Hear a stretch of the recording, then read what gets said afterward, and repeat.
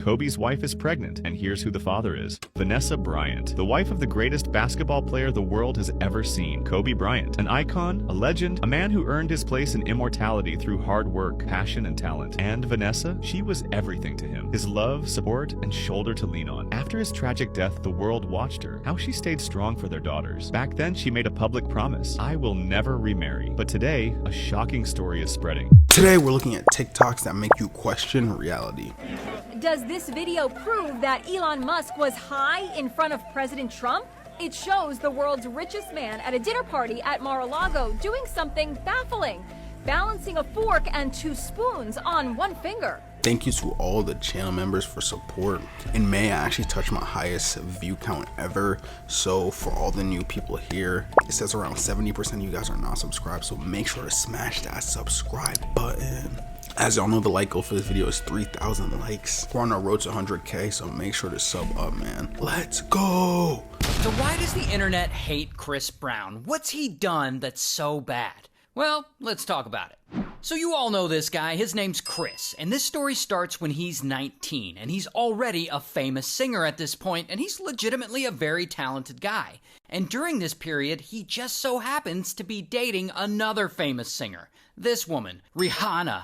So one night in 2009, Chris and Rihanna are driving around town. When Rihanna, I guess she's looking at his phone and she sees something suspicious. A text from a girl that he used to smash with. And this pisses her off, and she accuses him of cheating, and she's screaming, "You're such a liar! I hate you!" And she tries to kick him as he's driving. And of course, this pisses Chris off. And so then, boom, he starts punching her in the face with his right hand while he drives with his left. And bam, she spits on him because she's got blood in her mouth. And he's like, "Oh, I'm gonna beat the shit out of you when we get home." And so Rihanna gets scared, and she tries to call her assistant. But her assistant doesn't answer. And so Rihanna fakes a conversation and is like, "Make sure the cops are there when I get home." I guess she's trying to scare Chris. But Chris doesn't get scared. In fact, he threatens to unalive her. And so he pulls the car over and he starts choking her, and she immediately screams out the window, "Help! He's trying to unalive me!" And the neighbors hear and they call police. A few hours later, bam, Chris is arrested. Brown was arrested February 8th, just hours after he was accused of beating Rihanna. Now, of course, this news blows up because they're both so famous. In fact, it's one of the biggest news stories of that year. And photos of her face all beat up, they leak, and they're brutal. And the platforms, they don't allow me to show pictures of domestic abuse, but I mean, you can Google it, it's really bad. And so anyway, Chris ends up going to court and he takes a plea deal and he gets 5 years probation. And to try and rehabilitate his reputation, Chris releases a public apology. "I am very sad and very ashamed of what I've done. I have told Rihanna countless times, and I'm telling you today that I'm truly, truly sorry and that I wasn't able to handle the situation both differently and better." And so yeah, it seems like he learned his lesson and that he'll never do anything like this ever again. Until... oh no, it turns out old Chris has quite the anger problem. Because 4 years later, it's 2013. He's now around 24 years old. And he's still on probation for beating up Rihanna. And one night, he's in a parking lot, and I guess singer Frank Ocean is there? And Frank and Chris, they get into some kind of argument over a parking space. And this argument gets heated. And it gets so heated that, pow, Chris allegedly punches Frank in the face. And then it kind of turns into a big group brawl. And apparently Sean Kingston is there watching it all. So, you know, shout out to Sean Kingston. Beautiful girls. Now, lucky for Chris, Frank Ocean decides not to press charges. But then, one night it happens again. Chris is in Washington, D.C., leaving a hotel when 2 girls see him and they ask him for a picture. And so Chris stops to take a picture, and I guess there's some random guy there who thinks it would be funny to photobomb them. So he jumps in their picture and he's like, "Ah, hey!" And Chris gets super pissed off and says, "I'm not down with that gay shit!" And pow, he punches him in the face and it breaks his nose. And so then, bam, Chris is arrested again. Here's his mugshot, and here he is in court. Then, while he's waiting to be officially sentenced, he's out on bail, and he goes to an anger management rehab facility to work on some of his issues. And one day, he's there in a family session with his mom. And Chris, he just doesn't want to be there. He wants to leave. But his mom tells him that she wants him to stay, that it'll be good for him. And for whatever reason, this pisses Chris off. And he apparently flips out and he leaves the facility and he walks outside, picks up a huge rock, and kaboom, he smashes it through her car window. He did that to his own mom. And of course, he gets kicked out of rehab because, you can't be violent in rehab. And so he goes back before the judge, and the judge orders him to attend another rehab facility, making it clear if you leave this rehab facility, you're definitely going to jail.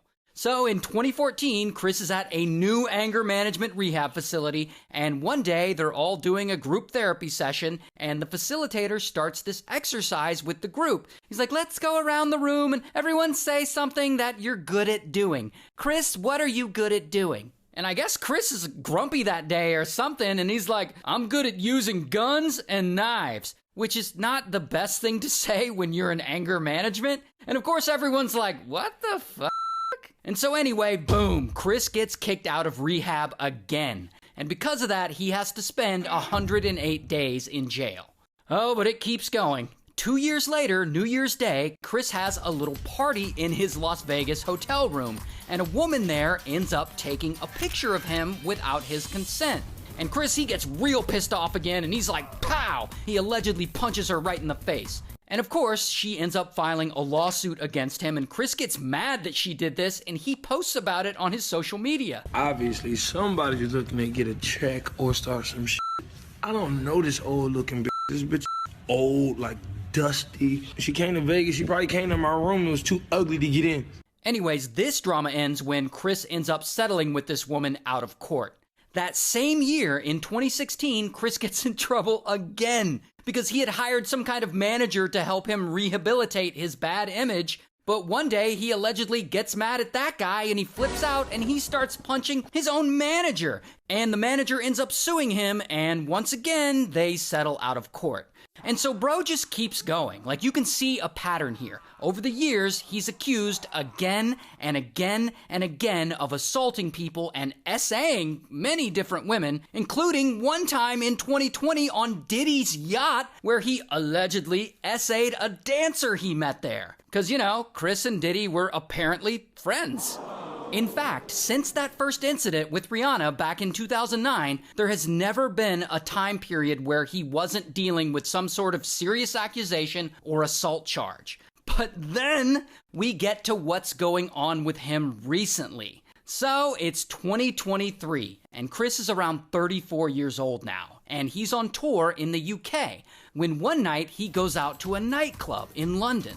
And there, Chris gets pissed off for some reason, probably over some dumb shit, and he allegedly picks up a bottle of tequila, and boom, he smashes it over this music producer's head. And the music producer falls to the ground, laying there unconscious as Chris punches and kicks him. Allegedly. And so, of course, local police put out a warrant for Chris's arrest, but by this time, he's already left the country.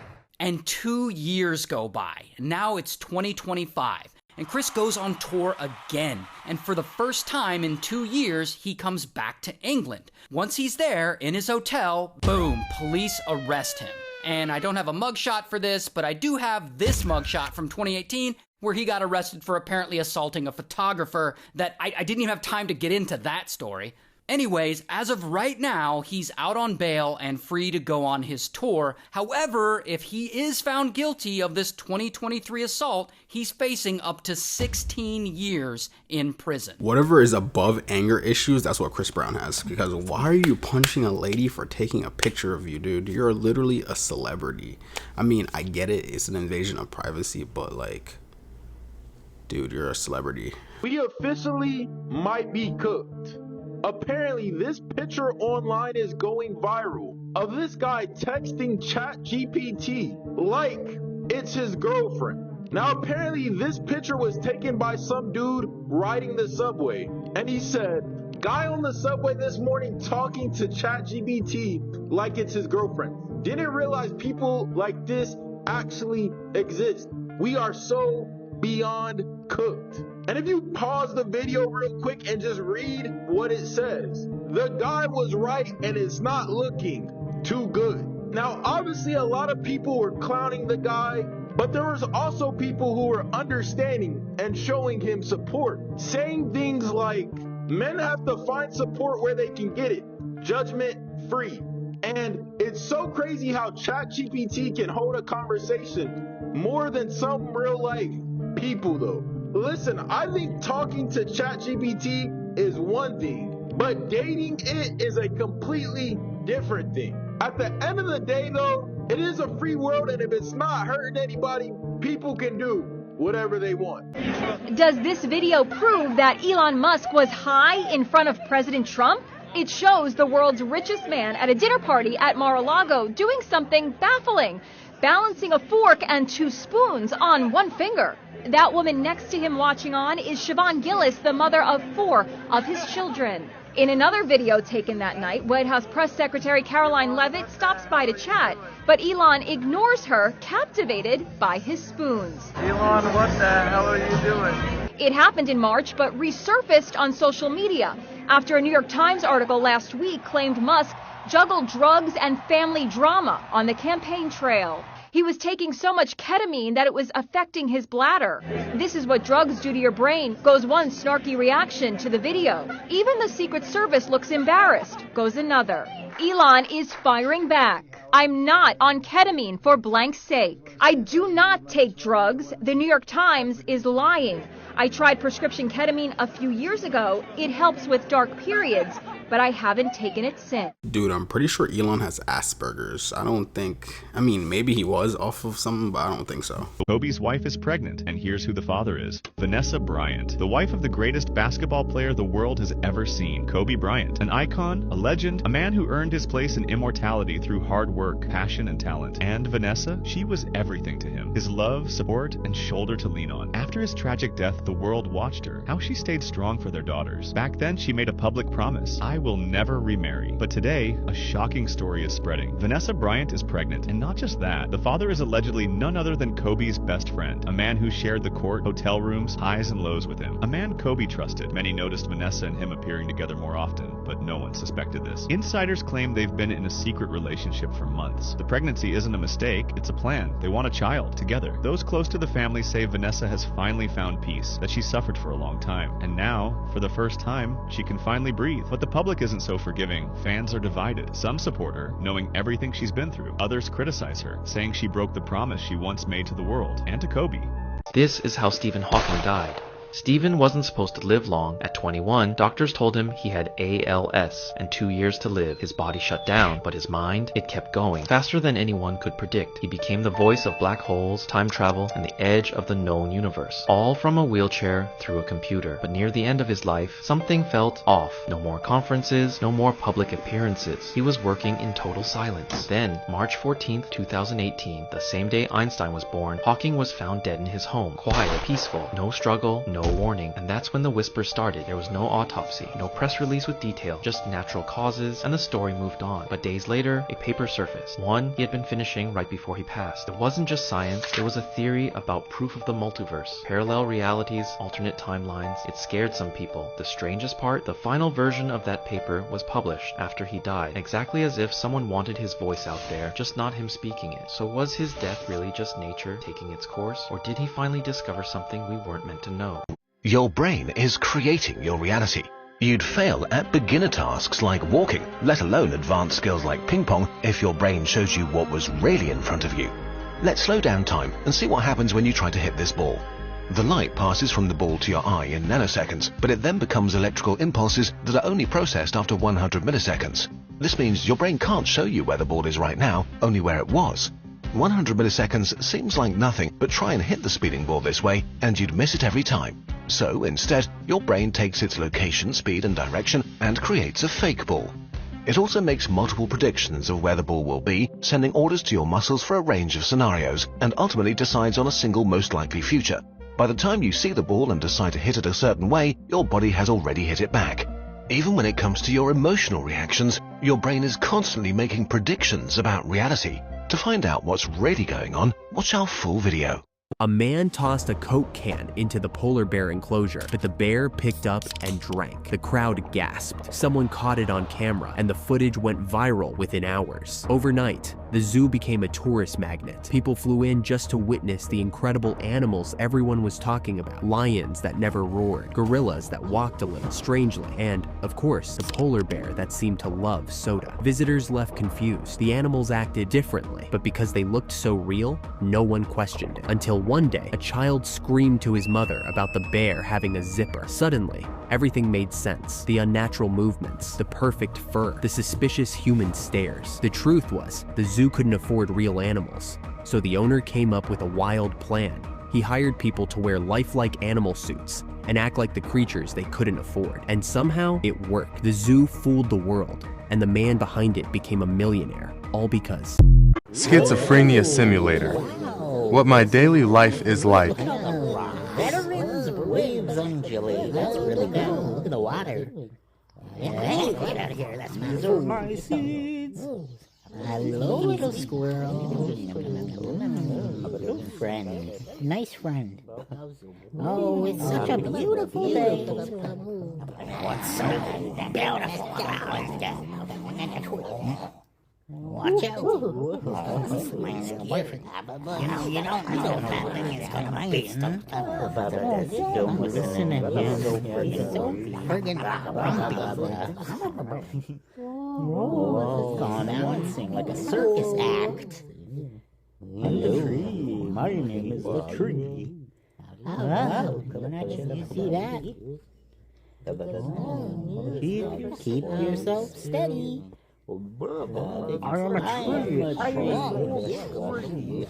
have many friends next to me. Well, I'm forever. The rooster goes home to roost. Hello, I'm discreet.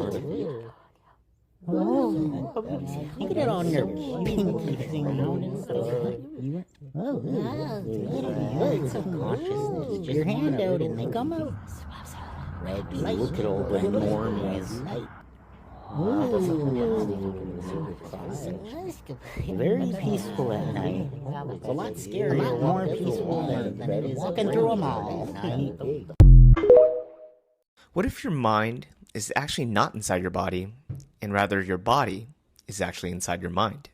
And what if that mind, that field of consciousness, can create real healing for the physical body? Scientists like John Wheeler and Donald Hoffman both say that consciousness is fundamental, meaning that consciousness is not stuck in your head, it's actually non-local, not bound by space or time, and exists in these quantum fields throughout the universe. And this is how you can use it to heal your body. There's an emerging field in medicine called biofield therapies. In science, the biofield is this field of invisible energy and information that influences our health. Essentially, this field is a reflection of the physical body. By correcting the underlying imbalances in this field, the physical body gets better. And growing research shows that biofield therapies, such as Reiki, are better and different than placebo, while statistically and clinically showing significant results. And this is explained in Dr. Shamini Jain's book on why the biofield connects back to consciousness for our healing. The key takeaway here is that your mind is more powerful than you think, and by learning biofield therapies, you can tap into these tools to accelerate the body's healing. If you're interested in learning more about the biofield, check my links in the bio. OnlyFans model Bonnie Blue brags about her plans to sleep with 2,000 men in one day and be quote-unquote tied up in a glass box and open to the public. Blue has told men to quote-unquote get involved or just walk around and watch, as she plans the shocking 2,000 man stunt. This isn't a stunt.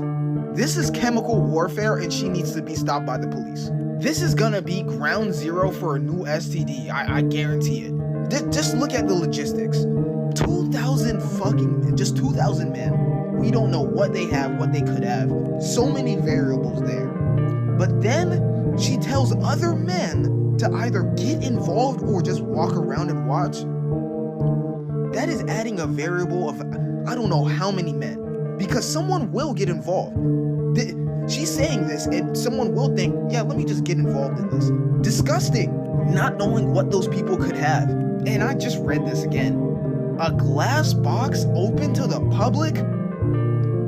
She needs to be arrested. This has to be some form of like sexual harassment, but it's just rated E for everyone. Like, that's crazy. The SR-71 Blackbird is so fast that it is unable to do a U-turn while flying over the state of Ohio.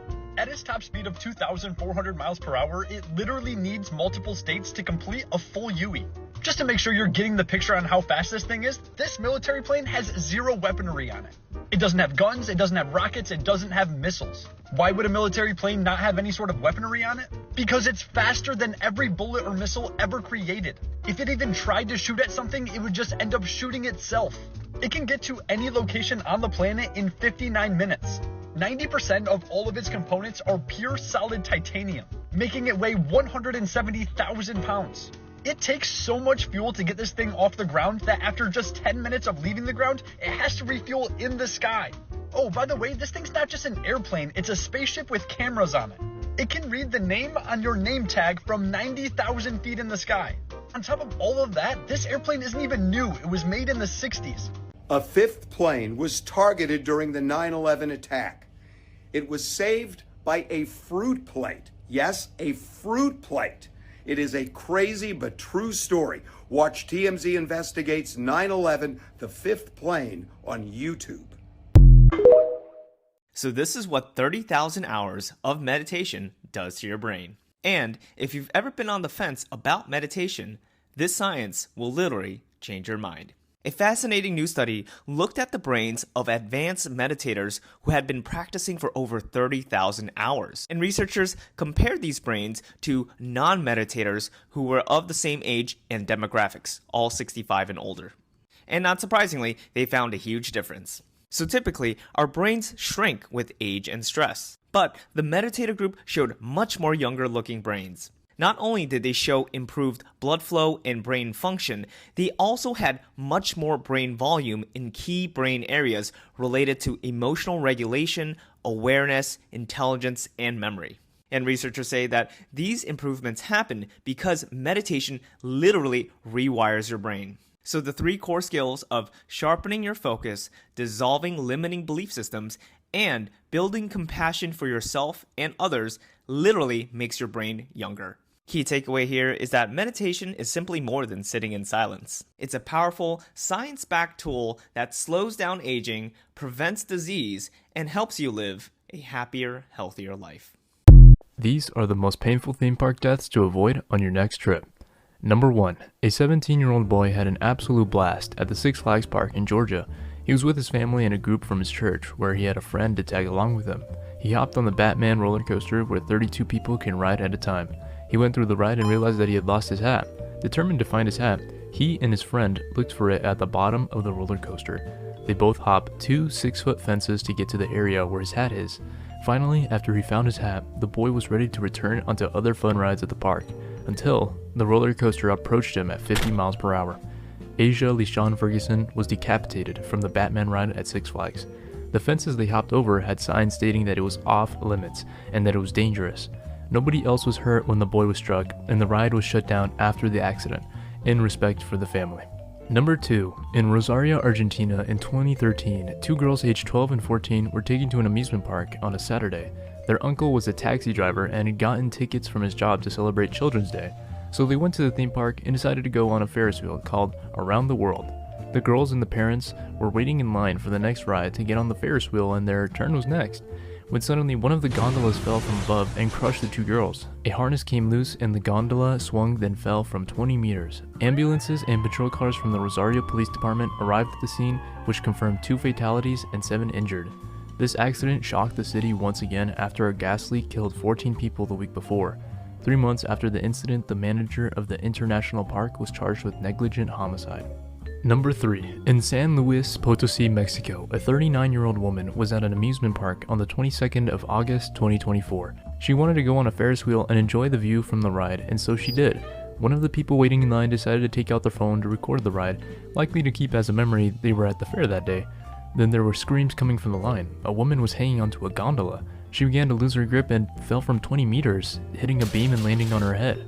She was dead on the scene, and her body was transported by forensic experts. It turns out there were 2 different stories of what happened that day. One story indicates that she tried to get off at the end of the ride, but the operator didn't pay attention whether she completely got off and kept the ride going.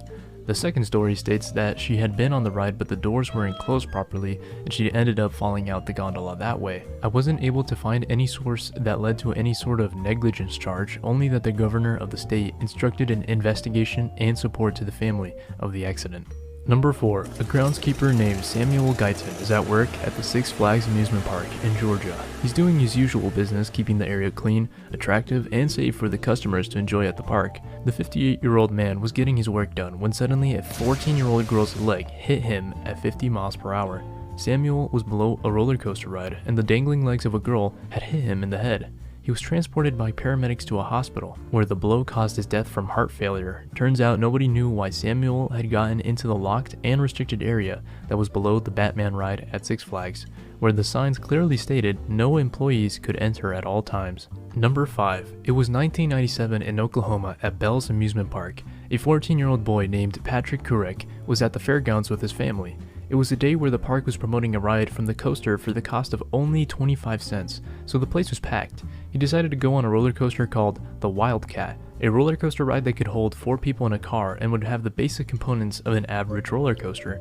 Patrick is allowed by his parents to go on the ride and is ready to have a thrill with other passengers. The car began to slowly climb up the hill and was about to reach the peak when a crack was heard and it started to go backwards. Suddenly the car was hurling down the 13-meter slope into the upcoming car behind them, where they crashed and Patrick and 2 other passengers were ejected on impact. He fell from the ride onto his head, hitting a metal bar. Emergency workers pronounced him dead from blunt head trauma. The 2 other passengers that had fallen out of the cart were taken to the hospital but survived with minor fractures. The anti-rollback device on the car had a part made of plastic that was not approved by the manufacturers. After the tragedy, there was no official settlement disclosed between the park and the family from the accident. The park was dropped of any criminal charges and was closed down 9 years later. While I was researching this accident, I came across a comment claiming to be an employee from the park. He went into detail that the day the accident occurred, the 14-year-old boy and another kid had been aggressively shaking and moving the car before it had rolled back, stating that even if the park ordered the same kind of plastic it should have, it would have broken the plastic anyways. It made sense to me since the park was dropped from charges. However, I can't confirm if this was true since it was a comment on a YouTube video, but I'd figure it was worth mentioning. Number 6. In May 1972, at the Battersea Fun Fair in London, there was a wooden roller coaster named the Big Dipper. It was more than 20 years old and was a popular ride in London's fun fair. A 14-year-old girl named Carolyn Adamczyk went aboard with her friends.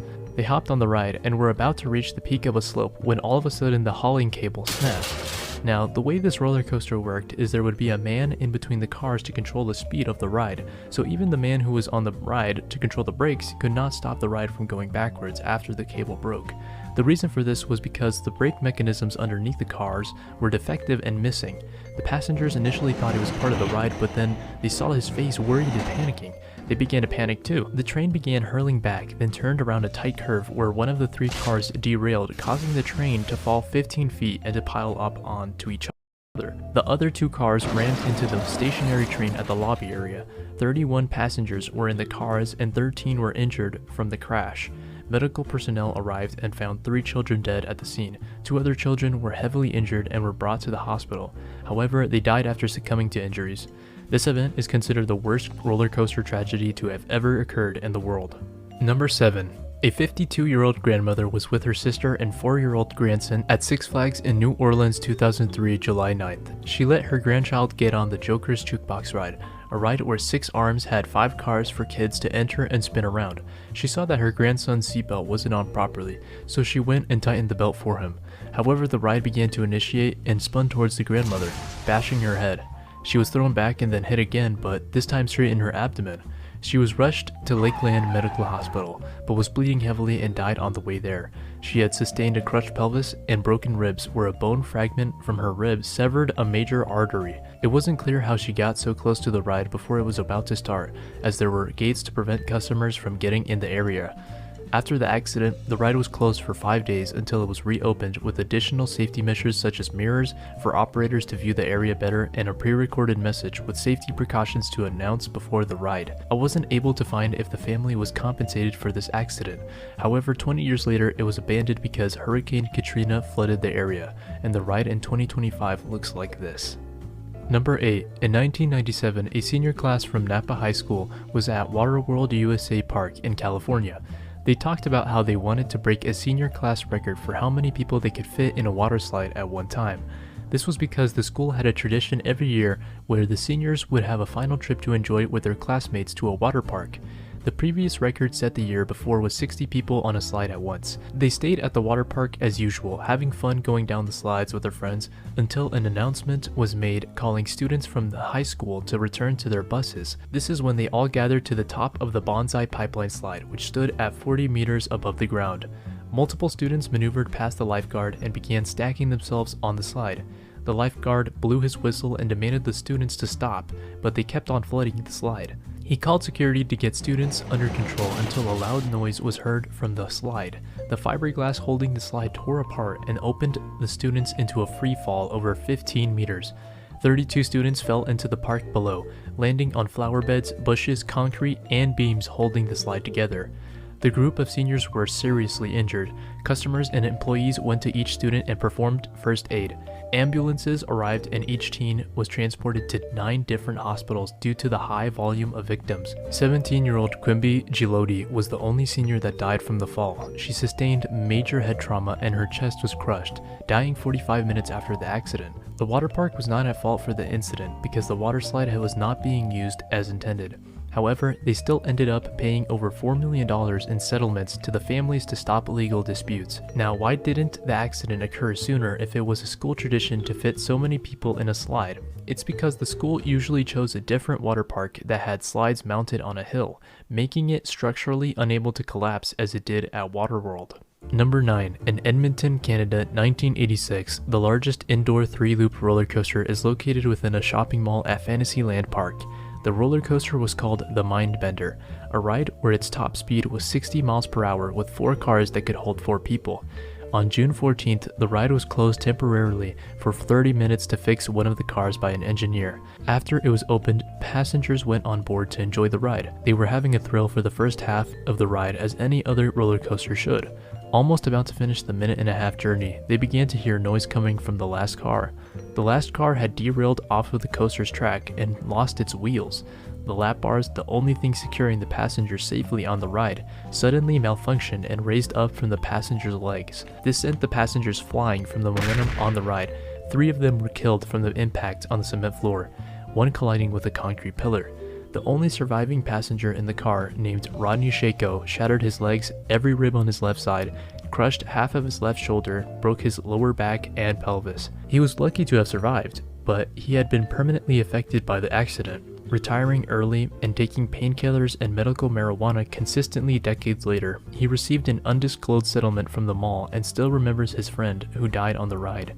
The ride was closed for more than a year after, where it reopened in 1987 with several modifications to the cars such as seatbelts, an anti-rollback mechanism, and a train reduction of 3 cars. The roller coaster was decommissioned in 2022 and no longer exists at the mall. Number 10. It was a beautiful day in Shenzhen, China on June 29, 2010. Families went aboard on an indoor ride called the Space Journey Ride. There were 12 cars that could hold 4 people at a time. The cars would spin from the base mechanism like a helicopter, except the cars would move up and down from a pole to simulate a spaceship taking off. All was going well in the usual routine for EcoVenture Valley amusement park, when one of the cars broke off. It fell from around 12 meters and landed near the exit of the ride, which will be unfortunate later. The car had landed on an unconfirmed object to make it catch on fire. The ride eventually stopped and the passengers were now in a situation where smoke was filling up the building. The scene was chaotic. The passengers needed to get out, but with the door blocked by the fallen car, they could barely make it through one at a time. Emergency services had to break in, where they saved as many passengers as they could, but many dozens of passengers were passing out from the smoke. They transported unconscious passengers from the area, and at the end of the accident, 6 people had died, 4 from the ride breaking off and 2 inhaling smoke. The accident was caused by the car breaking off the ride's arm. Engineers overestimated the amount of weight the arms could hold on the ride. Each car weighed around 5 tons, and the car that fell from the ride had passengers weighing heavier than the ride would usually hold. The manufacturers that made the ride were a knockoff company, where they would make existing rides and duplicate them with a cheaper price. This ride was actually a unique ride produced by the knockoff company, so it's likely another reason why the accident occurred. No lawsuit was disclosed to the company that built the ride, and they continued to make rides in 2025. The amusement park compensated the affected families to avoid any lawsuits. Keep in mind, theme park accidents are very rare and shouldn't keep you from enjoying them. As long as rules are being followed and a well-maintained park is in place, you're more likely to get struck by lightning than to die by an accident. The shirt that I'm wearing is also on my online shop, justjams.store. Have a great rest of your day. If you like psychedelics, then this is going to blow your mind. LSD, also known as acid, is known for its very long duration, often over 12 hours, with many saying it doesn't truly wear off until you sleep and wake up the next morning. Now, a half-life is the time it takes for half of a substance to be metabolized and leave your body. So based on the duration, you would think LSD's half-life would be what? 5 hours, 8 hours, 12 hours? Nope. The half-life is a mere 1 to 3 hours based on this clinical trial. So then how does the trip last so incredibly long? LSD, like other classical psychedelics, bind specific serotonin receptors in the brain. But this study showed that LSD, unlike any other psychedelic, does something remarkable when it binds to these receptors. So as you see, this grayish area here is the receptor, and that little pink structure is the LSD binding the receptor. You can see this darker blue area, or the lid they call it, of the receptor. Essentially, LSD binds the receptor and wraps itself up in the receptor like a blanket. This effectively traps the LSD in the receptor, so it keeps on stimulating. So while all of the unbound LSD is floating through your bloodstream and getting metabolized very quickly, the LSD trapped inside your receptors just keeps on going and going and going. This is tragic. A 19-year-old student has just sadly passed away after unbuckling her own harness mid-air and falling to her death. You see, Tijana was parasailing while on vacation in Montenegro when something went terribly wrong. She had reportedly agreed to a free parasailing ride in exchange for a video to boost business with tourists for the summer holiday season. And before she took off, her friend said that she was happy and calm and waving at them, which made what happened next so unexpected. Moments after lifting off, witnesses on the beach reportedly heard her suddenly start screaming, put me down, and help me." Then video shows that in a moment of terror, she does the unthinkable. She starts unbuckling her own seatbelt and harness while 150 feet above the sea. I won't show what happens next. Now, we don't know exactly why she did this, because her family said that Tijana was not suicidal. The parasailing company said that Tijana might have thought that something was going wrong with the equipment and started to have a panic attack. Others started talking about the call of the void phenomenon. The owner said, "I guess she didn't do it consciously, but in a moment of uncontrollable fear." Dude, that's crazy. I'm pretty sure we took a look at that on Tuesday's video. I'm pretty sure it was. And the guy that was reported about it, he didn't go too deep about it, but that is crazy. I saw a comment that said she might have had like an episode, like a psychosis episode, and she was like in this delusion state. I mean, I don't know, but based off of what I see with her trying to get out, apparently something was wrong, because she would have been good if she just chilled. Like, even if she was having a panic attack, you know, deep breaths, she'd been good. But, you know, who knows what she was going through. R.I.P. her. Thank you all for watching.